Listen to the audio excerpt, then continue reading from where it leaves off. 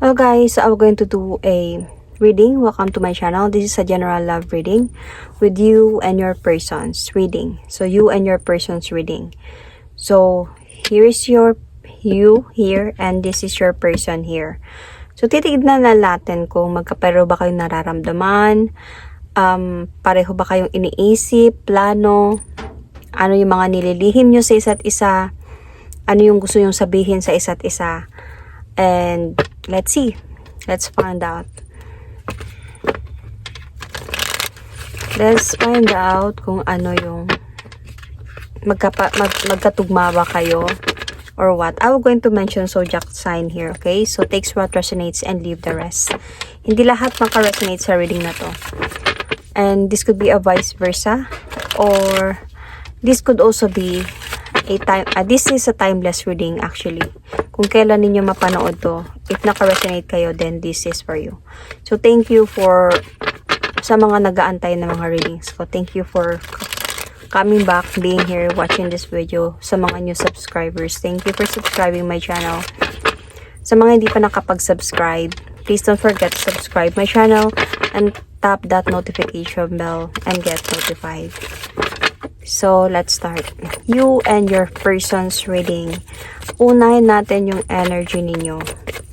Energy mo muna. Let's see.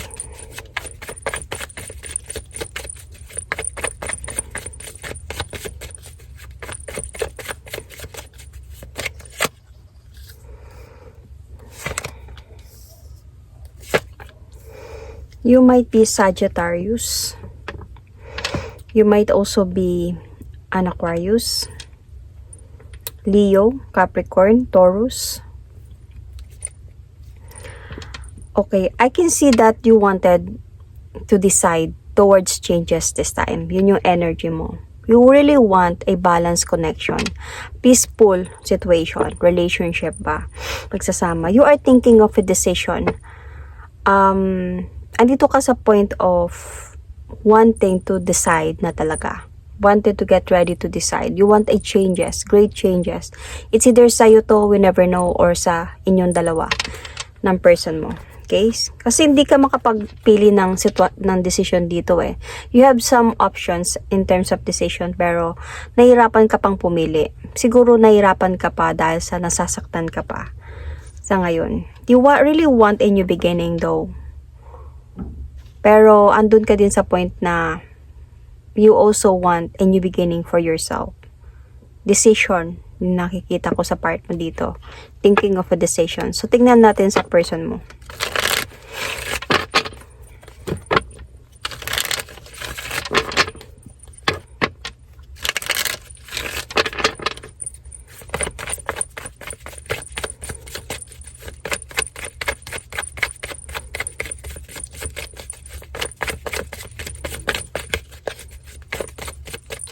Your person's energy. So, kahit Sagittarius lang yung nakikita ko dito, hindi ibig sabihin para lang to sa mga Sagittarius, okay? Check your placement, guys. Your sun, your moon, your rising, your Venus. Check your other placements. Kasi pwedeng malakas yung Sagittarius sa placement ninyo kahit hindi kayo Sagittarius. So, if hindi nyo alam kung ano yung placement signs, kung hindi nyo alam kung ano yung placements, then you can search that on Google. Marami sa sites. What is the placement signs? Ano yung placement sign nyo? Ano yung moon sign nyo? Especially your moon sign. Okay? Kasi moon sign talaga ang mostly nakafocus dito. Sun sign, moon sign, or rising sign. Especially moon sign kasi yung emotions natin eh. So, check.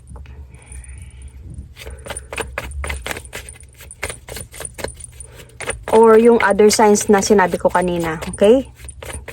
Hindi lang kayo yun. Hindi lang sila yun. So, your person's energy. Oh. Your person is broken. Broken siya. Siguro nararamdaman niya na sa'yo yung pagbabago mo. So, you could also be a Libra or Taurus. So, nararamdaman niya na sa'yo yung pagbabago mo. Kaya parang masakit sa kanya to. nag-aaway na ata kayo dito. Magulo na yung sitwasyon. Nararamdaman niya na you wanted to rebuild yourself this time. You wanted to move on. Kaya nagkakaroon na siya ng unsureness sa relationship ninyo dito. Dahil magulo na kayo.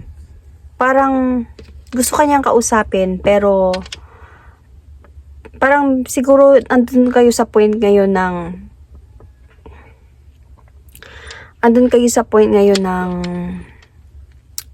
on and off, or hindi nag-uusap. Pero wala naman ako nakikitang break dito. We don't know. So, gusto kanyang kausapin kaya lang nandun siya sa point of breakthrough ngayon. Gusto niyang magulo yung isipan niya, stress siya sa mga nangyaring away siguro sa inyong dalawa. Mabigat yung problema niya dito. Okay? Nahihirapan siya. So, parang yung person mo is ipit sa sitwasyon ngayon. Or gusto niya ng transformation sa buhay niya. Okay, so you could be dealing here with Capricorn, Cancer, Scorpio, Pisces. Sun, Moon, Rising, Venus, okay? Check your placement. Kasi, siguro kung feeling mo wala siyang pakialam, pero hindi, nasasaktan siya sa mga nangyayari sa inyo. Yun yung energy niya ngayon, in pain siya.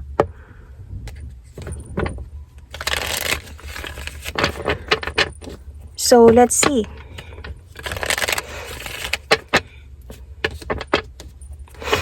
What happened? Anong nangyari sa inyong relasyon? Anong nangyari sa inyong dalawa? Bakit kayo nagkaganito?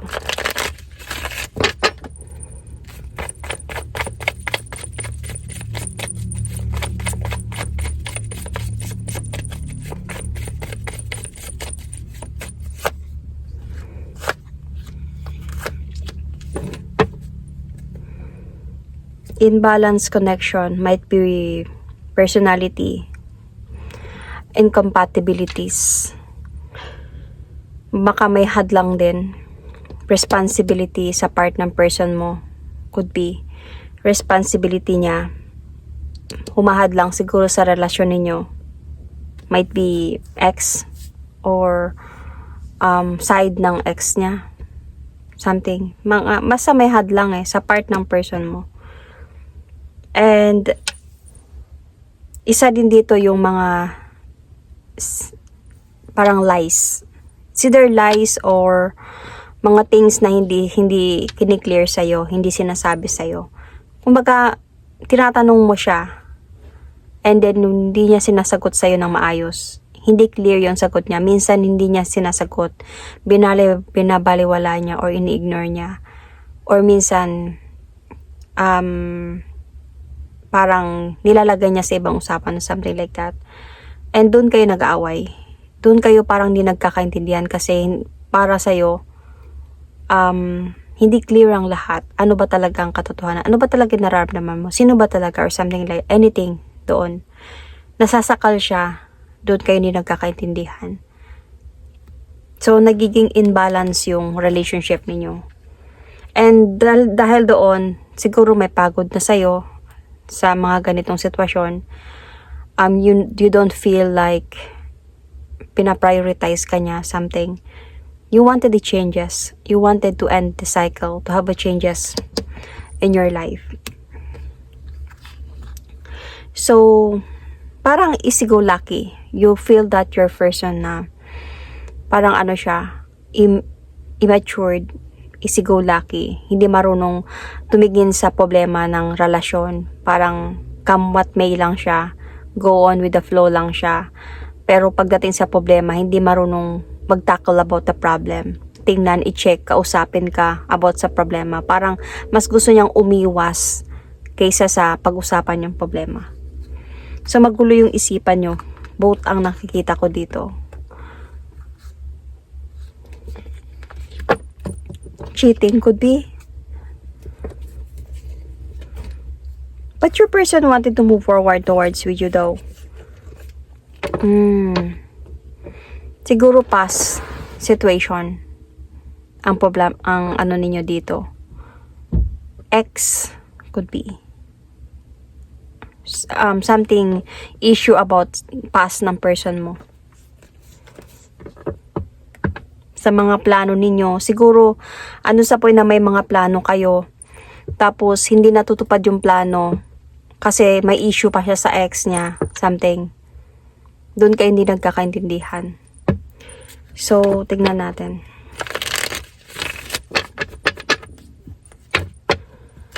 Ano yung nararamdaman mo ngayon? Sa mga nangyayari sa inyo.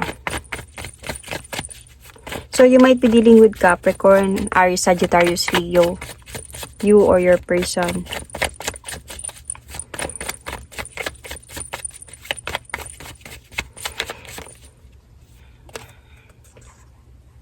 Pain. Feeling mo option ka lang. See? You wanted to heal from this. Yun yung feeling mo. You wanted the clarity.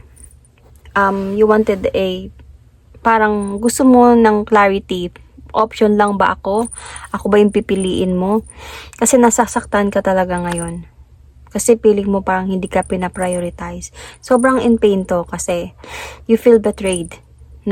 Parang feeling mo niloloko ka ng harap-harapan, ginagago ka or something like that. But nevertheless, gusto mo pa din ng maayos kayo. Gusto mo pa din na magkaroon kayo ng magandang pag-uusap hanggang sa maayos kayo. Dahil gusto mo pa din na itong person na to will going to move forward towards your relationship, to choose you, to be happy with you, at maging maayos na kayo. Yun yung gusto mo, although na ito na yung nararamdaman mo ngayon. So that is your feeling dito. Pero somehow meron ka ding feeling of every time that you think siguro naalala mo yung mga nangyayari, problema ninyo, naalala mo na parang sa mga pinagdadaanan natin, parang hindi enough, parang hindi niya pa natutupad yung pangako niya. Every time na nagtatanong ka, nag-aaway kayo, nasasaktan ka, and you felt parang, oh my God, gusto ko na lang putulin to, ayoko na, parang ganun. Tapos sa kanya, sa part niya kasi, dinadala niya to into a like pag-aayos, pero wala siyang explanation sa gusto mong mangyari. Wala siyang ginagawa, kumbaga. Wala siyang action about sa gusto mong mangyari. Sadya lang na gusto niya lang naayos kayo. Darating din tayo dyan. Huwag ka mag-alala. Hayaan mo. Parang ganun. Pero walang nangyayari.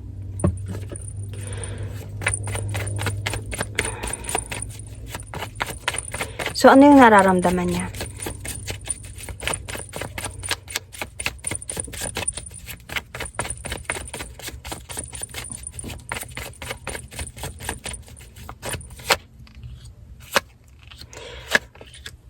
Might be this person is a matured one, might be has a responsibility, and I can see also here na yun yung priority niya sa ngayon. Yun yung feeling niya na that parang feeling niya that he needs to be matured enough to handle situations both sides. Feeling niya ang gulo. Feeling niya magulo na kayo. And parang disappointed din siya. Disappointed din siya dahil sa mga nangyayari sa inyo ngayon. Kasi gusto niya lang maging masaya. Gusto niya lang yung kalmado lang na sitwasyon. Ayaw niya yung namumblema siya kung anong gagawin niya, namumblema siya kung saan siya papunta. Gusto niya kalmado lang, happy lang tayo, okay lang tayo, nag-e-enjoy lang tayo. Kasi may ano din siya, parang mataas sa tanong standard ng person na to. Parang kung makikita siya ng ibang tao, parang hindi siya gumagawa ng masama, kumbaga. Kung nakikita siya ng ibang tao, someone formal na nire-respeto. Something like that. So gusto niya, ganun lang yung buhay niya. Positive lang, motivated lang. Pero kaya ayaw niyang pumunta sa problema na meron kayo and to think about that and wala siyang nagagawa. Parang umaasa lang din siya sa kung anong pwedeng mangyari. Parang bahala na kung anong mangyari. Parang ganun. Pero kasi naiipit. Feeling niya parang natatrap siya sa sitwasyon.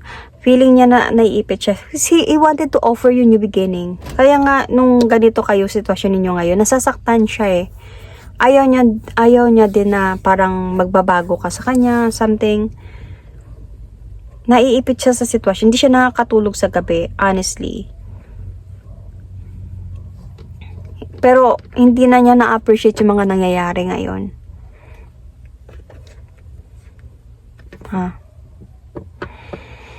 Minsan, pag na-feel niya to, nakaka-realize siya ng buti na lang siguro maghiwalay na lang talaga. Kasi parang sa gulo, hindi niya alam kung paano humandle ng problem. Parang mas gusto niyang umiwas na lang. Kaya siguro hindi kayo nag-uusap ngayon.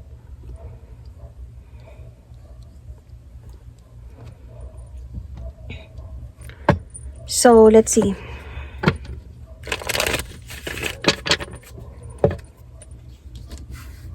Umurong tayo. Ano yung plano mo para sa sitwasyon na meron kayong dalawa? So, I can see Aries sign here, okay? As well.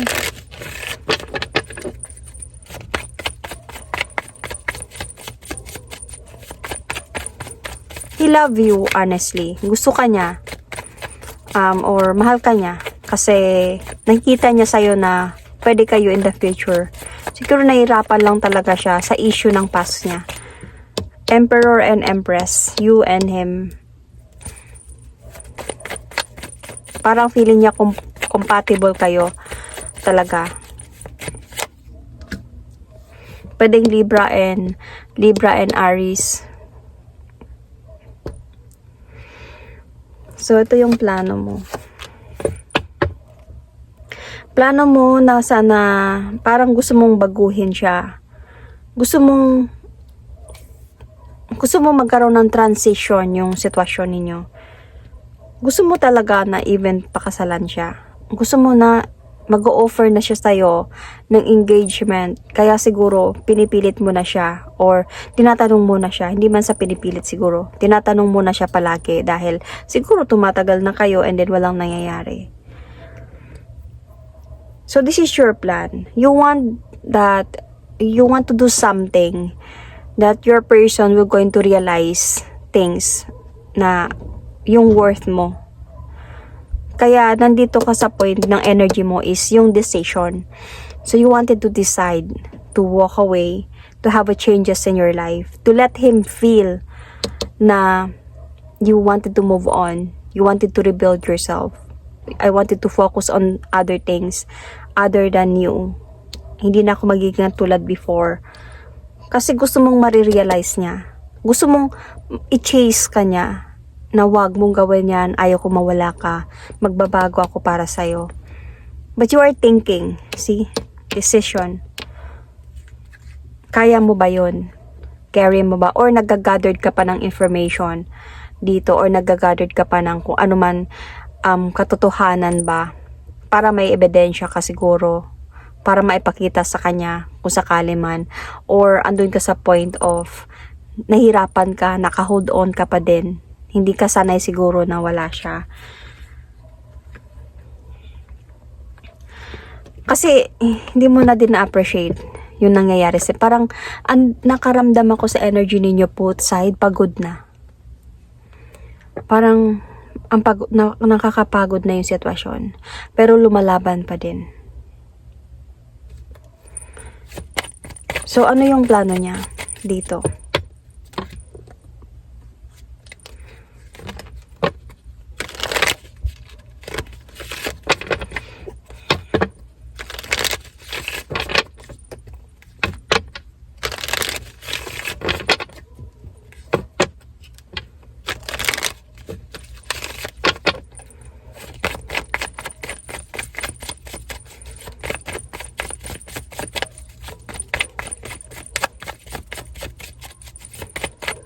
Ano yung plano niya para sa inyo?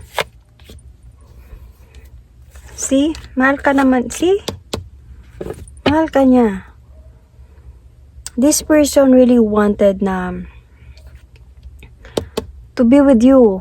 Feeling niya soulmate kayong dalawa. Feeling niya twin flame kayo. Feeling niya maganda kayo in that future. The Emperor, the Empress, the Lover's card, and the Two of Cups. Para sa kanya, worth it ka na asawahin. Parang ganun. Yun yung plano niya. Yun yung gusto niya mangyari sa inyo. Kaya nga nasasaktan siya nung nararamdaman niya na parang lumalayo ka na nag-move on ka na, nagbabago na. Ito din yung nararamdaman niya. Parang cold na. Parang cold na yung sitwasyon. Pero sa ngayon hindi kayo nag-uusap. He's spying on you. Okay? Your person is spying on you and still willing to talk to you or will going to do that. Mahal ka din ang person na to. The King of Cups, and he wanted to marry you. Sorry about that. He wanted to marry you. He wanted you yung mga plano ninyo. But the thing here is yung issue niya from the past, siguro hindi pa sila anal. Siguro may mga problem pa, may mga humahadlang pa. So let's clarify.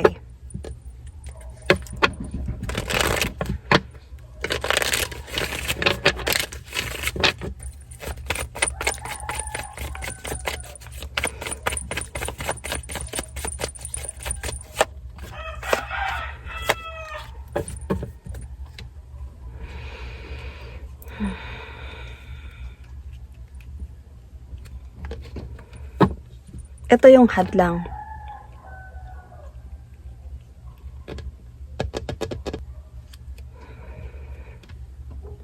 Feeling ko dito,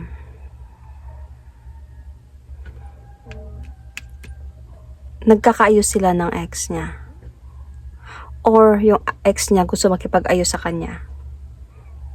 Or baka anak yung problema dito. Baka may anak na ayaw, hindi gusto. May anak na gusto magkabalikan sila kaya nagkakaayos sila. Ito yung hadlang eh. Baka gusto nila na magkausap sila ulit. Hindi na sila masaya. Hindi na siya masaya dito, hindi na sila masaya. And gusto na talaga ng person mo na umalis na emotionally from that person, from that past. But the thing here is, yun nga kanina naisip ko, yung responsibility. Yung family.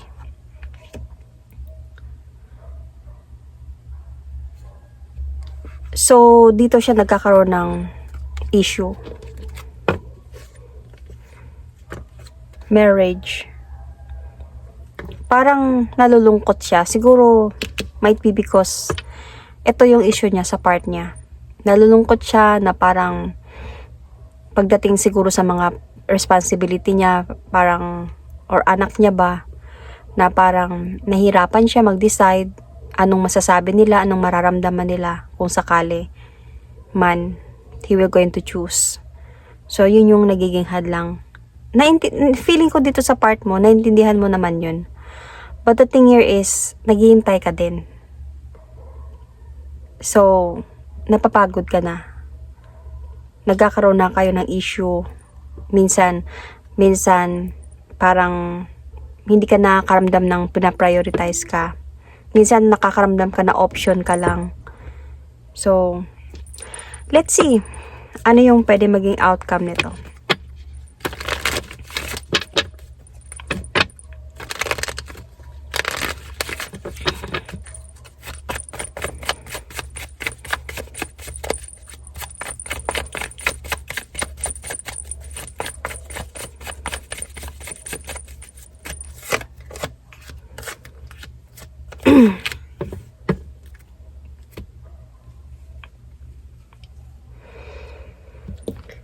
Oh.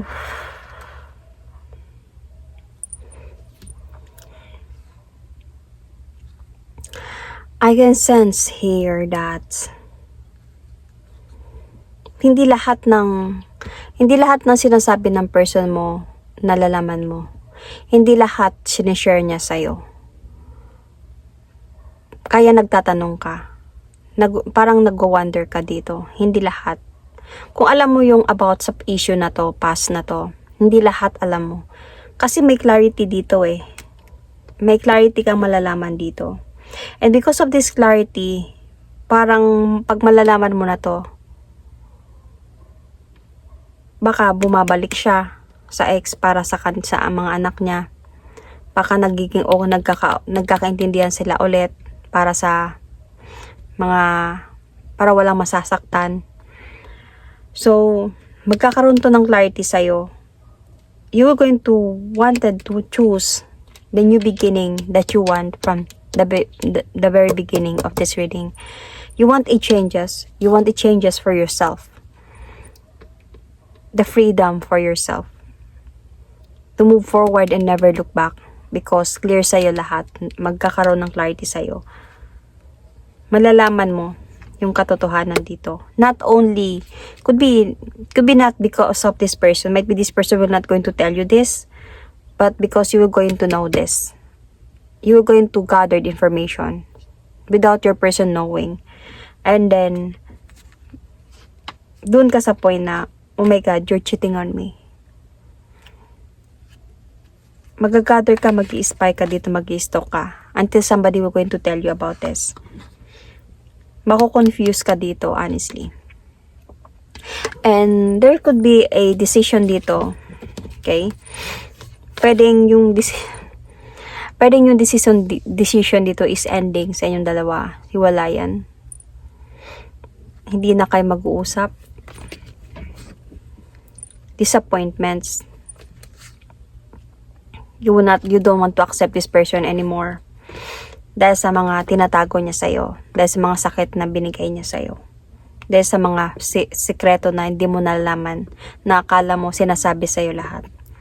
So, might be, yung outcome dito is you're going to choose yourself towards a new beginning. But we never know what will happen next. Okay? We never know what will happen in the near future. So, that is my reading for you. Thank you and God bless.